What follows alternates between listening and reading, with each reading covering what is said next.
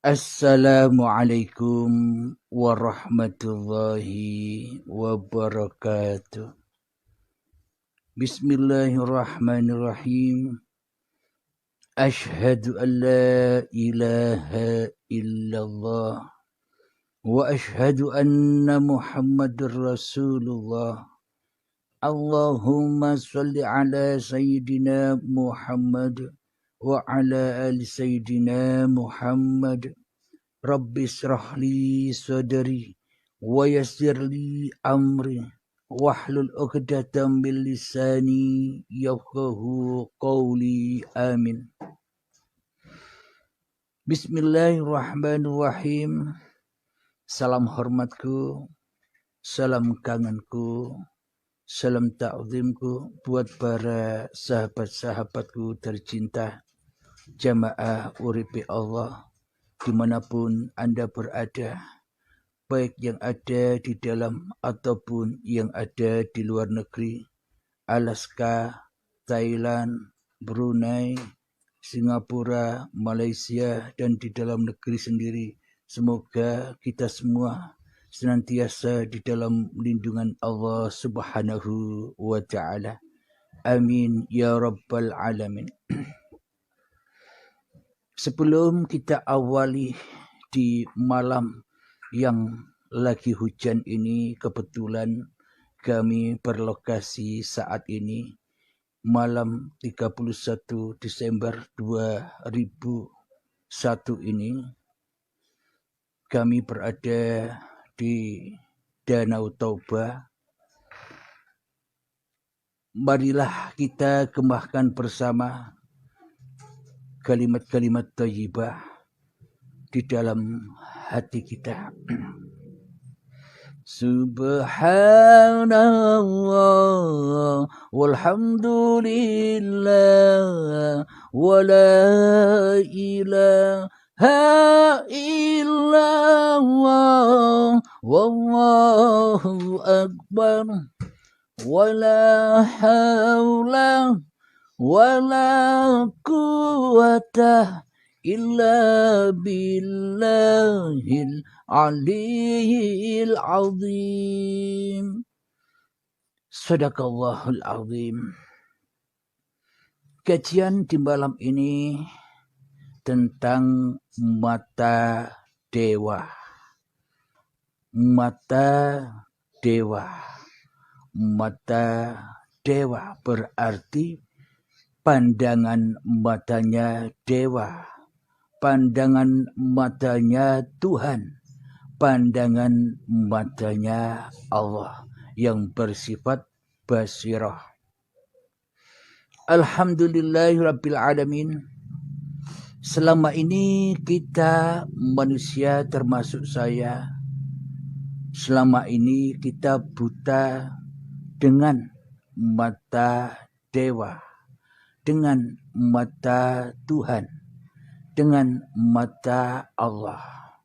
Selama ini kita telah menyangka dan menuduh berarti bila ada mata dewa, ada mata Tuhan, ada mata Allah, berarti Allah punya mata. Selama ini kita pasti menjurus fokusnya ke babakan makhluk. Karena kita makhluk, ya yang dibahas, ya yang dikaji, ya makhluk. Semuanya pemahamannya ya tentang kemakhlukan. Tak akan pernah bisa memahami babakan tentang ketuhanan. Karena manusianya masih memakai mata manusia.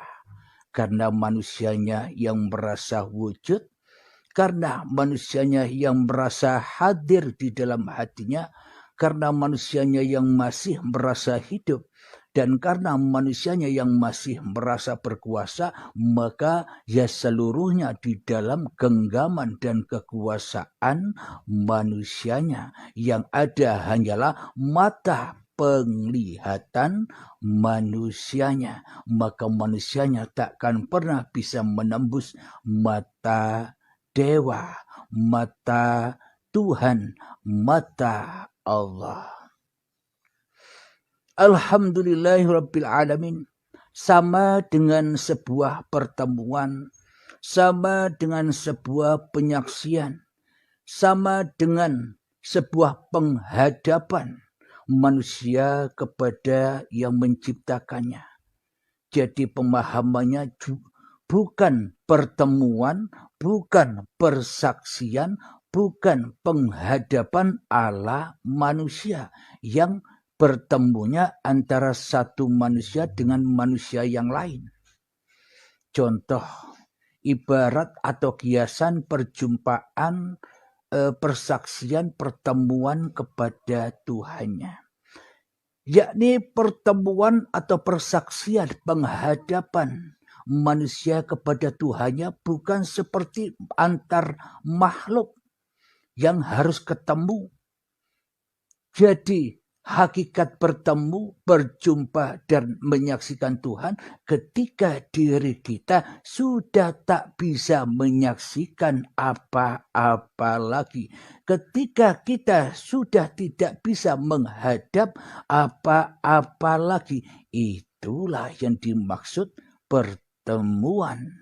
Itulah yang dimaksud persaksian.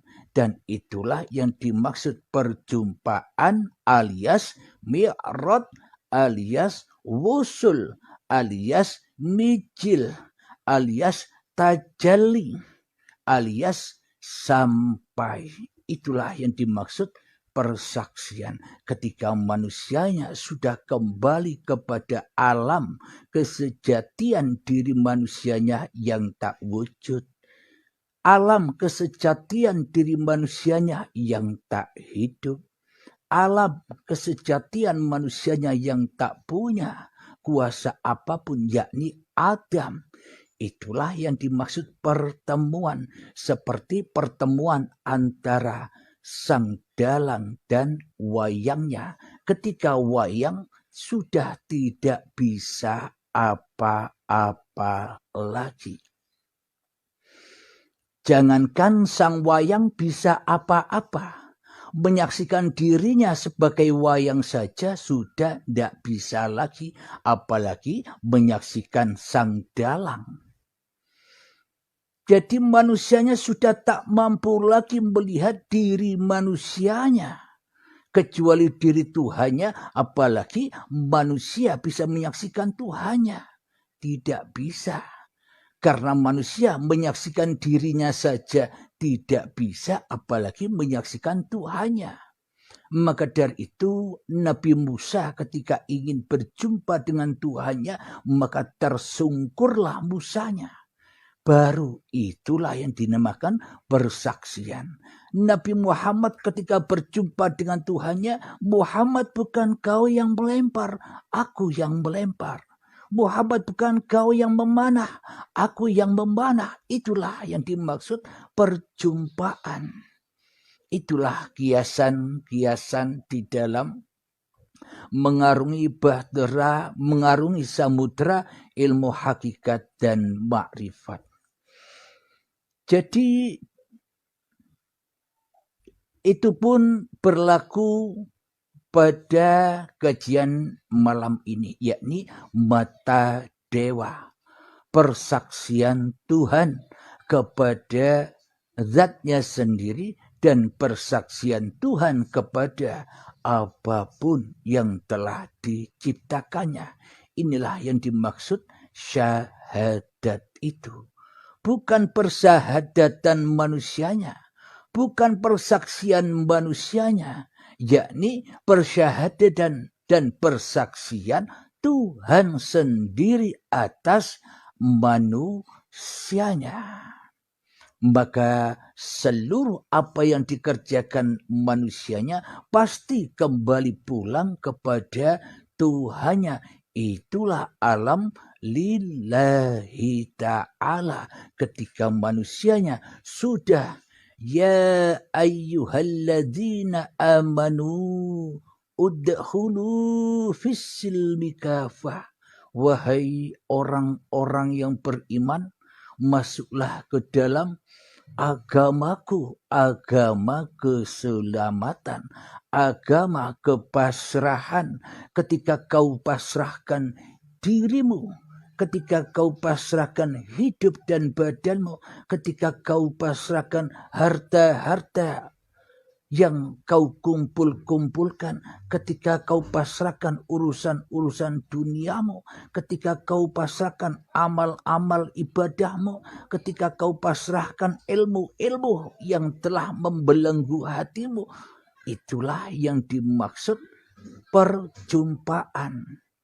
Itulah yang dimaksud pertemuan, yakni ketika manusianya menghadapi syakaratul mautnya di dalam baiat, yakni rela ridho kembali kepada Allah. Itulah yang dimaksud manusia berbondong-bondong masuk ke dalam agama Allah ketika manusianya sudah rela mati di dalam menyaksikan Tuhannya.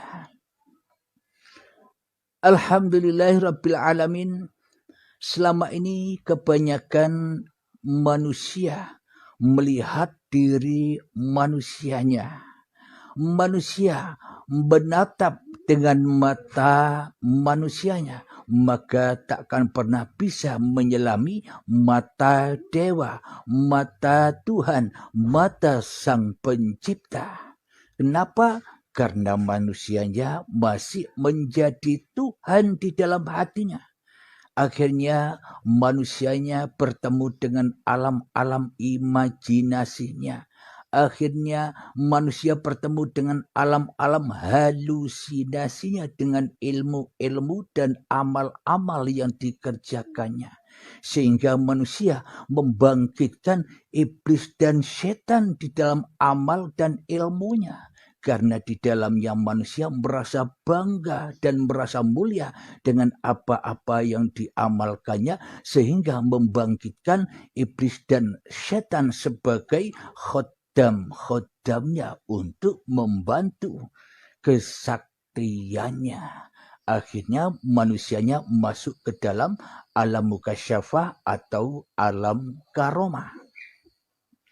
Di dalam alam mukasyafah atau alam karomah itu terbagi dengan dua golongan. Kebanyakan manusia masuk di dalam golongan yang pertama, yakni kasab suari. Mukasyafah karomah yang masih diaku-akui milik manusianya. Maka inilah tujuan-tujuan akhir manusia yang haus dengan ilmu hakikat dan makrifat.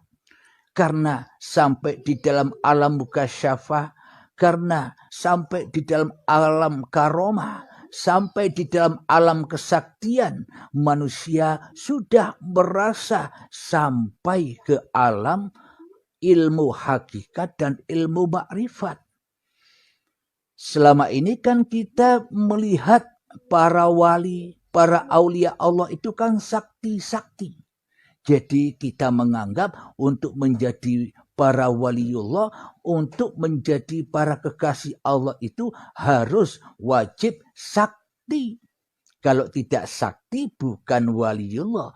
Kalau tidak mukasyafah bukan waliullah. Tidak tahu besok ada apa, tidak tahu akan kejadian apa besok, berarti kalau tidak tahu itu semua bukan waliullah. Itulah pemahaman yang selama ini kita terka selama ini kepada para wali-walinya Allah.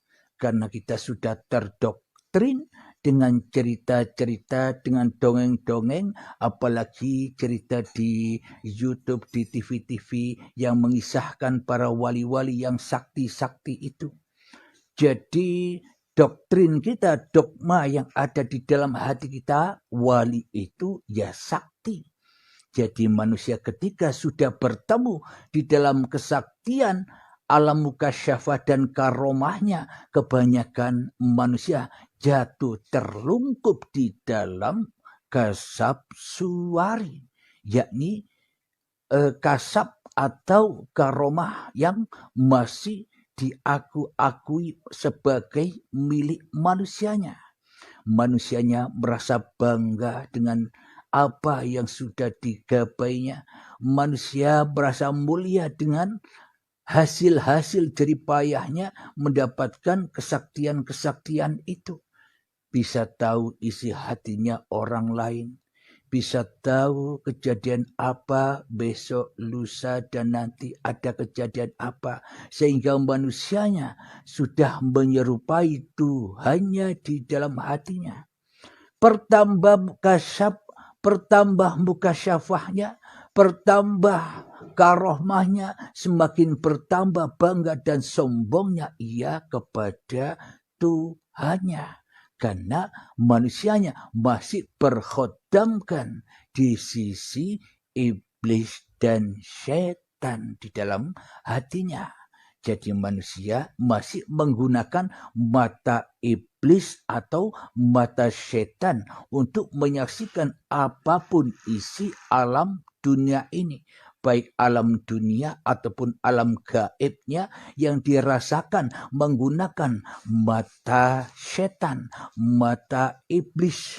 Kenapa? Karena masih manusianya yang maha besar di dalam hatinya. Disinilah manusia banyak terjebak dengan ilmu-ilmu ketuhanan. Sehingga ketika sudah merasa mengenal Tuhan, ketika sudah merasa tahu Tuhan, maka ia dengan seenaknya meninggalkan syariat-syariat agamanya, seperti meninggalkan sholat, seperti meninggalkan ibadah-ibadah syariat, yang mana dirinya merasa sudah tahu Tuhan, sudah bebas dirinya dari syariat-syariatnya. Padahal di dalam hatinya masih merasa ketemu Tuhan, merasa tahu Tuhan, merasa bisa menyaksikan Tuhan. Bila masih merasa, berarti manusianya yang jadi Tuhan daripada Tuhannya. Masih merasa saja karena belum baiat, karena belum kedatangan hari kiamat yang disaksikan bagi setiap diri manusianya. Maka tanpa guru, tanpa pembimbing, maka hawa nafsunya akan membawa, iblis dan setannya akan menjadi pembimbing dan mursyidnya, sehingga manusianya terlena jauh dan tambah jauh tersesat dari Tuhannya. Alhamdulillahirrabbilalamin.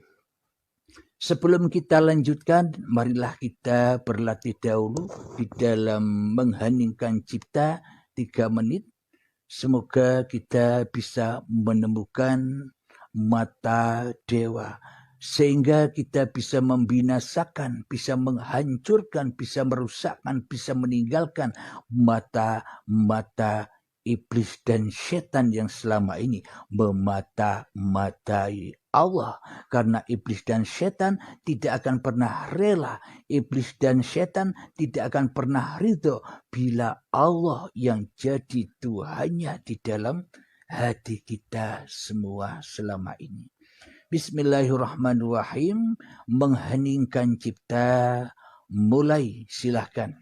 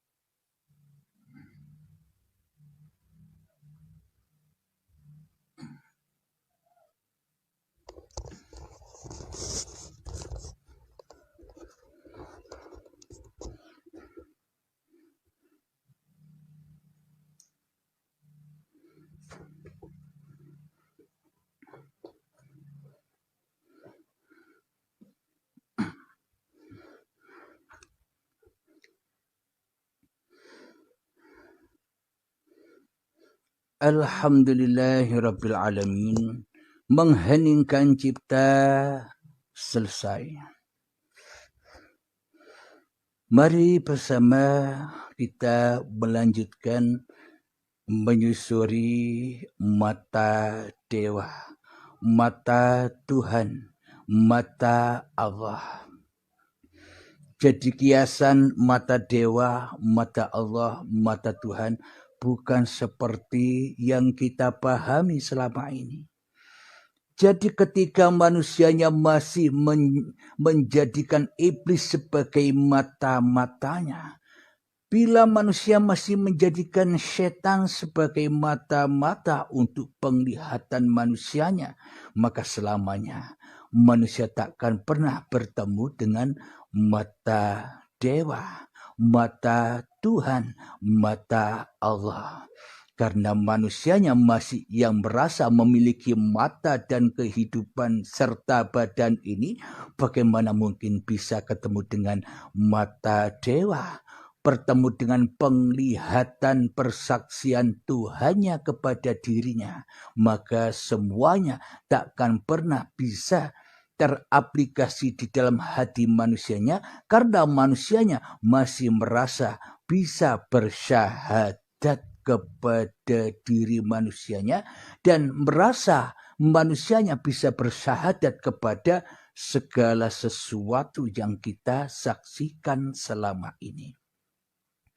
Karena diri kita menjadi dewanya, karena diri kita menjadi Tuhannya, karena diri kita yang menjadi Allah, tapi kita tak terasa selama ini telah mensekutukan Allah di dalam hati kita, maka kita tak akan pernah sampai ke dalam basirohnya Tuhan kepada mata dewa, matanya Tuhan. Bila mata iblis, bila mata setan, bila mata manusia kita tidak dicongkel dulu, tidak di bumi hanguskan dulu.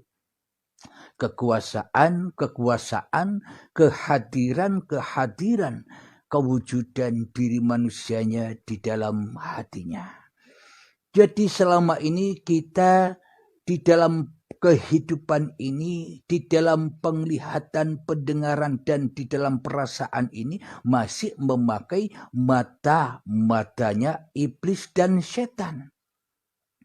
Masih ada hal baik dan hal buruk.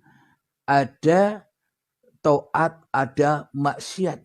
Masih ada dua golongan Allah gaib dan golongan Allah nyata.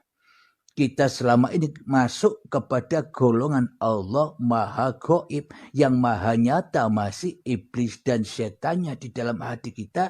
Tentunya mata pandangan yang kita pakai masih pandangan mata iblis dan setan di dalam keseharian kita. Sejak detik-detik akil balai hingga setua ini kita masih memakai mata setan, yakni mata dohir saja. Kenapa? Karena mata batinnya, karena mata jiwanya, karena mata nyawanya, karena mata rohnya, karena mata hatinya, karena mata hidupnya masih diakui milik manusianya. Maka semuanya penglihatannya serba buruk, serba salah, serba maksiat. Meskipun kelihatannya di dalamnya manusianya berlaku di dalam ketaatan bangsa manusia. Belum ketaatan bangsa ilahiyah, masih ketaatan mata iblis dan mata setan. Kelihatannya saja gambarnya taat, tapi isinya maksiat. Karena dalam hatinya kotor, karena dalam hatinya najis, karena yang dipakai adalah mata iblis dan mata setan, yakni mata hawa nafsunya, maka apapun yang diamalkan semuanya serba kotor, yang menjadi racun yang selalu membakar dirinya di hatinya. Alhamdulillahirabbil alamin. Jadi bagaimanakah agar mata dewa, mata Tuhan, mata Allah ini terrealisasi di dalam hati kita?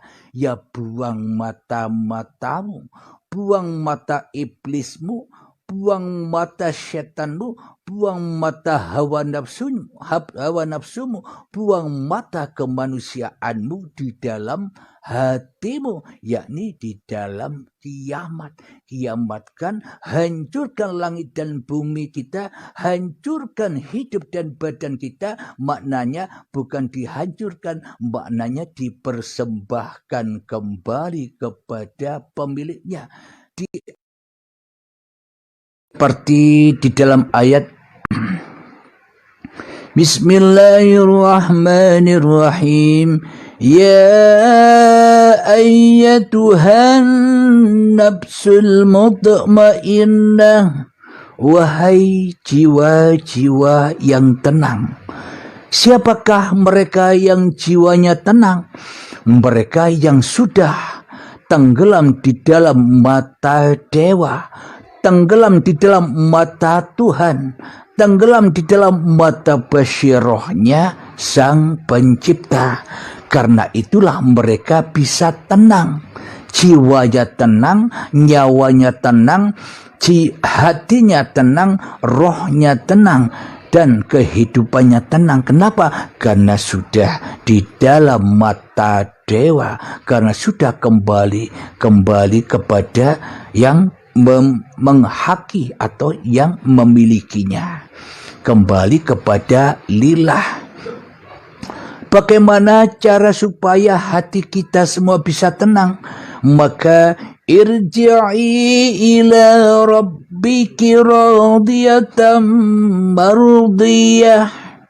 Irji'i, pulangkanlah, relakanlah, ridhokanlah, pulangkanlah semua hak Allah yang selama ini kita rampas sebagai hak diri manusia kita. Apa itu semuanya? Rupanya apa hak Allah yang selama ini kita rampas? Kewujudan Allah kita rampas, kehidupan Allah kita rampas, kekuasaan Allah kita rampas, badan Allah kita rampas, badan ciptaan Allah kita rampas sebagai badan ciptaan kita. Kenapa badan itu ciptaan kita selama ini? Karena kita merasa menghaki, merasa memiliki badan-badan ini, sehingga apapun yang kita kerjakan seperti sholat dan ibadah seolah-olah kita yang mengerjakan semua itu, semua milik kita. Itulah yang dimaksud selama ini kita mengaku-ngaku sebagai pemilik dan pencipta badan.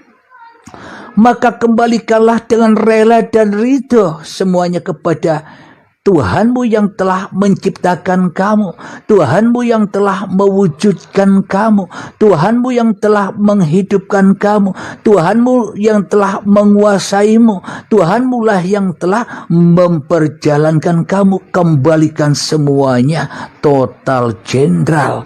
Maka ketika itu hancurlah kemanusiaannya, berakhirlah kemanusiaannya. Itulah yang disebut kiamat, itulah yang disebut baiat. Alhamdulillahirabbil alamin. Setelah bertemu dengan kiamatnya, sudah tak ada manusianya lagi, berakhirlah manusianya, kedudukan manusianya di dunia ini, kembali kepada akhir, awal dari Tuhan, akhir pun kembali kepada Tuhan.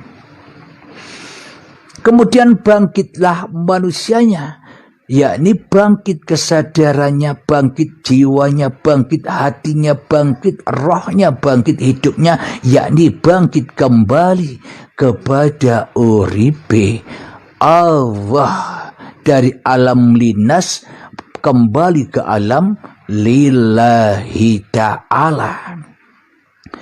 Ketika sudah kembali kepada lillahi ta'ala, maka Fadkhuli fi ibadi, maka itulah hamba-hambaku yang mengabdi.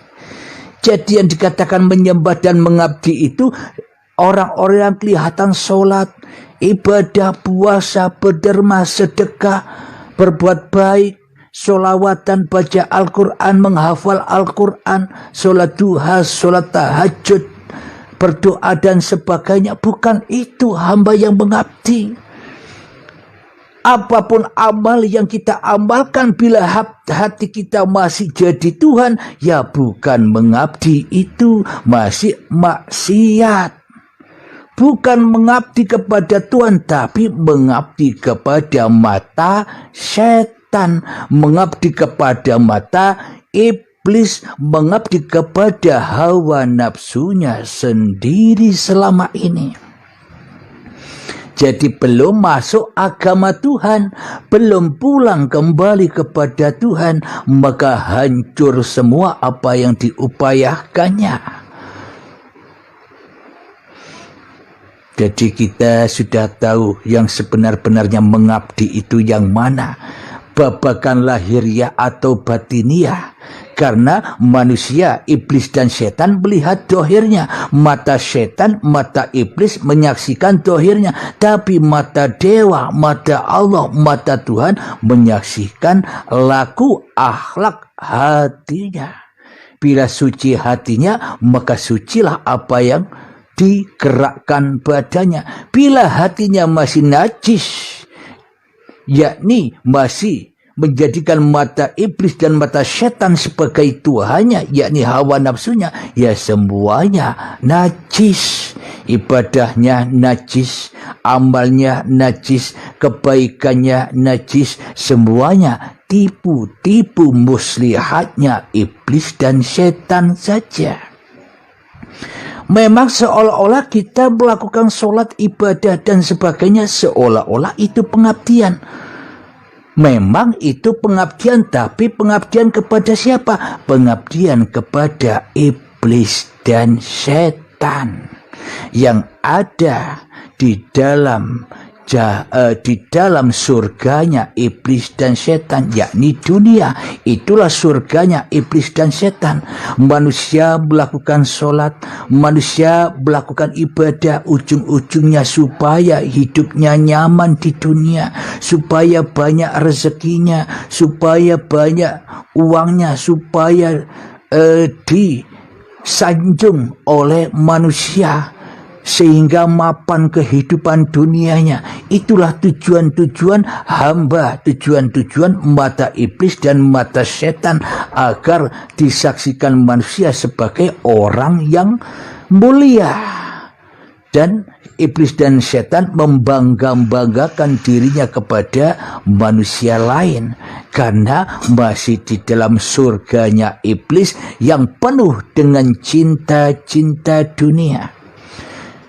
Jadi selama ini kita salah kaprah, ingin pahala dan ingin surga. Yang katanya surga itu gemerlapnya dunia. Bangunan-bangunan yang indah penuh dengan intan permata. Mobil-mobil mewah, makanan-makanan serba enak. Hidup dengan bidadari dan bidadara. Semua itu surganya iblis dan setan yang kita damba-damba. Bukan surganya Allah. Surganya Allah itu apa? Surganya Allah yang bersih dari urusan-urusan cinta yang selain Allah. Bila di dalam hati kita tidak ada Allah, Allahnya gaib, ya kita masuk di dalam surganya iblis yang merupakan neraka jahanamnya Allah. Di sisi Allah surganya iblis itu ya jahanamnya Allah, yakni yang berbahan bakar badan-badan manusia dan hati yang keras, yang melebihi kerasnya batu, hati yang masih mendunia, hati yang masih penuh dengan urusan-urusan dunia, urusan ilmu, urusan amal, urusan kebanggaan, urusan kemuliaan. Itulah jahanamnya Allah yang merupakan surga-surginya iblis iblis dan setan. Kebanyakan karena manusianya masih memakai mata iblis dan mata setan, belum pernah bisa menjadikan mata dewa sebagai penyaksiannya, karena manusianya masih tidak mau mati, karena manusianya takut mati. Manusianya kenapa kok takut mati? Karena manusianya takut tidak jadi Tuhan lagi di dalam hatinya. Tidak rela manusianya, tidak ridho manusianya bila Tuhannya yang berkuasa atas dirinya. Manusia relanya, manusia ridhonya menjaga-jaga Tuhannya dengan solat-solatnya. Manusia menjaga-jaga Tuhannya dengan ibadah-ibadahnya. Manusia menjaga-jaga Tuhannya dengan ilmu-ilmunya, dengan amal-amalnya, dengan ibadahnya, dengan tahajudnya, dengan solatnya, dengan kebaikannya. Manusia menjaga Tuhan terus. Apa ndak payah, apa ndak capek, apa ndak tersiksa bila manusianya sok jadi Tuhan yang menjaga Tuhan. Selama manusianya belum baiat, belum mau mati, ya disiksa di dalam kehidupan mata iblis dan mata setannya. Karena masih kumpul dengan iblis dan setan di lembah jahanamnya Allah. Kapan itu? Ya sekarang. Jahanam dan surga itu berlakunya ketika kita masih ada. Ketika kita masih merasakan sedih dan gembira. Ketika kita masih merasakan sengsara dan nikmat. Tapi kalau nanti sudah mati, bagaimana mungkin kita bisa merasakan surga dan neraka, merasakan sedih dan gembira? Kalau sudah mati jadi tanah, dari awal tidak ada, kembali akhir kepada ketiadaan, apa yang mau kita rasakan? Seolah-olah manusia tidak mau bila dirinya dikatakan mati. Orang mati pun yang sudah dipendam di dalam tanah masih dibilang hidup. Kenapa? Kalau orang itu mati ya tidak kena siksa. Tapi kalau orang itu dihidupkan kembali, dan pasti yang menerima azab dan siksa harus dihidupkan dulu di dalam kuburan. Kalau memang di dalam kuburan itu ada kehidupan, ya mending kita gali lagi orangnya lalu hidup lagi bersama kita. Tapi selama ada dunia ini tak ada cerita satupun yang seperti itu. Kalau manusia sudah mati, ya mati, tidak akan kembali lagi. Tapi imajinasi, halusinasi manusianya masih menyangka orang yang di kuburan itu dihidupkan kembali dan merasakan siksa azabnya kubur. Kenapa? Karena iblis dan setan, mata iblis dan mata setan selama ini telah mendogma kita supaya percaya dengan ajakan-ajakan pemahaman iblis dan setannya. Supaya apa? Supaya gampang kita disesat-sesatkan oleh iblis dan setan. Supaya kita jauh dan tambah jauh dari Tuhan. Maka dari itu siksa dan nikmat itu adanya ya sekarang ini, ketika manusia masih diperankan di dalam pagelaran kehidupan ini. Tapi ketika manusianya wayangnya sudah tamat, dimasukkan lagi dari kota kembali ke kota, dari bumi kembali ke bumi, sudah selesai. Inna lillahi wa inna ilaihi roji'un. Dikasih kabar gembira ketika manusia sudah mati kembali, sudah tak ada apa-apa lagi. Kok ndak mau, kok ndak percaya, tambah menganggap orang yang memberitahu sesat. Kenapa? Karena manusianya ingin jumpa alam kubur yang diceritakan, yang didongeng-dongengkan selama ini. Manusianya masih ingin disiksa di dalamnya. Disiksa kok pingin. Dikabari di dalam kuburan-kuburan yang selama ini kita percayai tanah itu yang membuat siksaan kubur. Dikabari besok setelah meninggal tidak ada lagi siksa kubur. dikabari kabar yang gembira, yang membahagiakan, kok ndak mau, malah menyesatkan yang memberitahu. Kenapa? Karena mereka senangnya disiksa terus, di dunia disiksa, di alam kubur disiksa. Karena apa? Karena sudah didoktrin dengan akidah dan imannya, mata setan dan iblisnya di hatinya yang selalu jauh dan jauh dari Tuhannya. Alhamdulillahirabbil alamin. Kita lanjutkan ayatnya. Setelah fadkhuli fi ibadi, ketika sudah diamanahkan kembali mata iblis dan mata setannya kepada Tuhannya yang menghidupinya, yakni uripe Allah, wadkhuli jannati, silakan masuklah ke dalam surgaku. Apa itu? Ketenangan jiwa, itulah surga.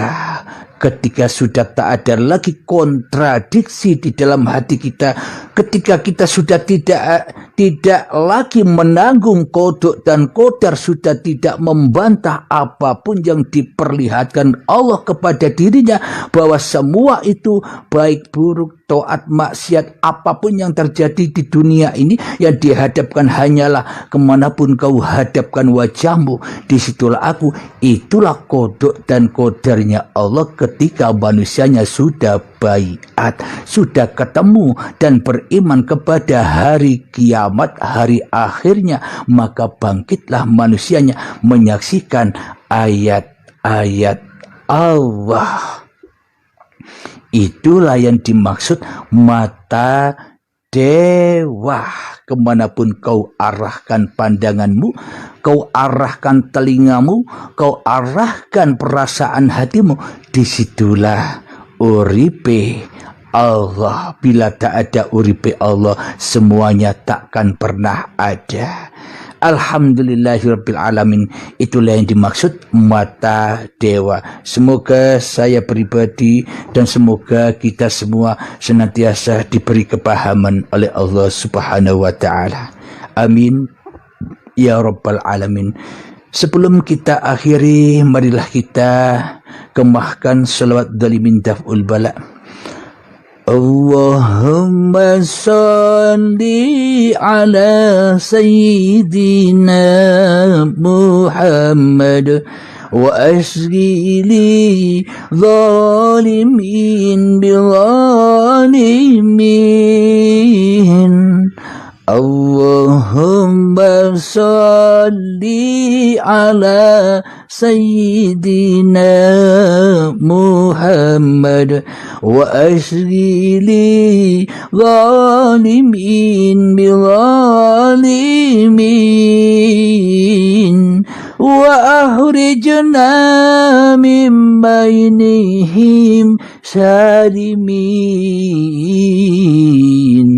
wa ala alihi wa sahbihi ajma'in. Bismillahirrahmanirrahim. Allahumma ya qadiyal hajat, Allahumma ya mujibad da'awat, Allahumma ya rafi'ad darajat, Allahumma ya muhillal muskilat, Allahumma ya syafiyal amrad, Allahumma ya kafiyal muhimmat, Allahumma ya dafi'al baliyat. Allahumma akhtim lana bil iman, Allahumma akhtim lana bil islam. Rabbana atina fid dunya hasanah wa fil akhirati hasanah wa qina adzabannar. Wa sallallahu ala sayyidina Muhammad wa ala alihi wa sahbihi wa sallam. Walhamdulillahi rabbil alamin. Akhiru kalam. Assalamualaikum warahmatullahi wabarakatuh.